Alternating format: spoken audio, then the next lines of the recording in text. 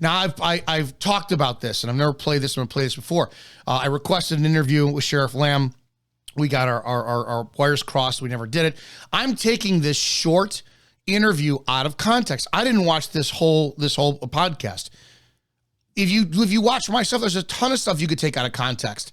But I wouldn't, if you post this up online, this is probably the most dangerous statement as a sheriff to ever fucking publicly admit online. And this is an embarrassment. If you take this exactly for what he says, I condemn this clip alone in its entirety. And I don't think that with this mentality, he has the fucking mental ability to be sheriff properly. I condemn these fucking words, but we'll hear them.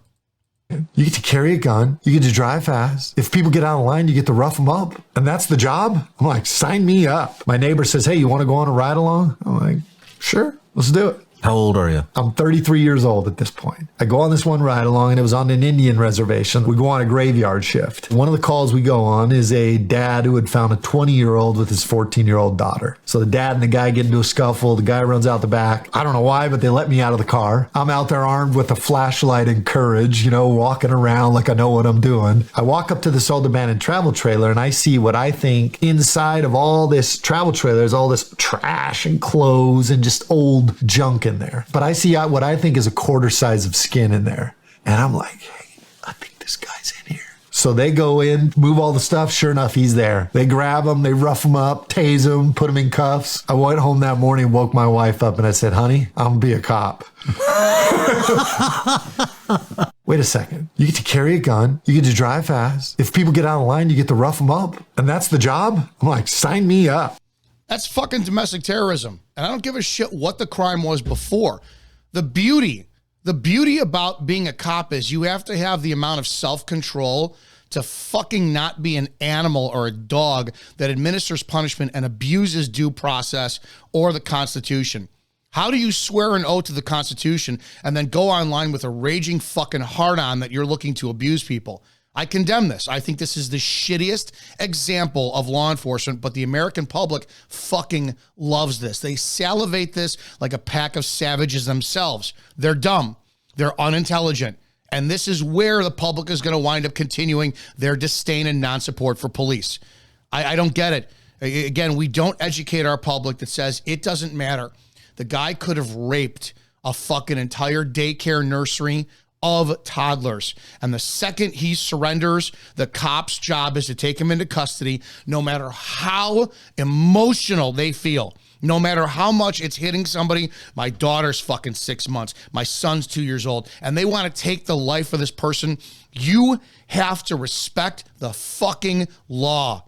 Our Constitution, our way of life, it separates us from everyone else out there. But you and the public, nah, fuck that, dude. Nah, fuck that. If this guy felt so strongly about punishing people, then why didn't he run to be a judge? Why? We don't see judges like this up on the bench administering punishments. Why? We see them all with badges and guns. That's the biggest problem that we have in this country. We don't see the men or the women who are getting the information beyond them in front of them after the police do their job and say, no, fuck this, dude. You're going to prison. And in prison, we don't see the correctional officers administering properly the corrective behavior that they were imposed on them. We don't see that. We glorify the fucking cowboy police out there. This is how you're going to get the people to revolt. Because when it comes to this stance, whose decision is it to dish out punishment? There's the problem that not too many people are understanding.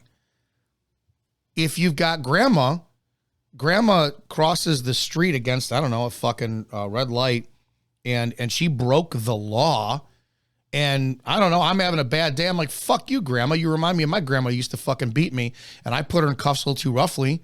Well, why are you going to condemn me? Because of my choice of discipline that you clearly have no problem supporting on the street.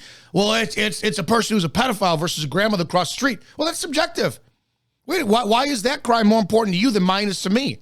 What if you have people that are in a neighborhood and somebody's dog will not shut the fuck up and the dog barks till 2 a.m, every single night, and then I go around and I fucking pump 3 rounds into the fucking dog and shut him up? Well, yeah, we need somebody to shut that dog up. Really? The point is you're getting it to the stage where you guys who are so ignorant You lick the boot so fucking hard, you are okay with the police administering punishment. If you want the truth about the mindset of police, how they do what they do, why they, and when they do it, and why they keep doing it, then subscribe to the channel and check out all the videos I've done on this subject. Join me live every Wednesday night, 9 p.m. Eastern. We watch a video together, and then you call in. Do you agree? Do you disagree? How can we change cop culture together? Getting a hold of me is easy, 708-982-0974, or send me an email to officerdominickizzo@gmail.com. Guys, you can support the police and still remember you have rights. Don't talk to the police. Keep your mouth shut. Remember, fish only get caught when they open their mouths. Thanks for the support to the channel, and I'll see you on the next video.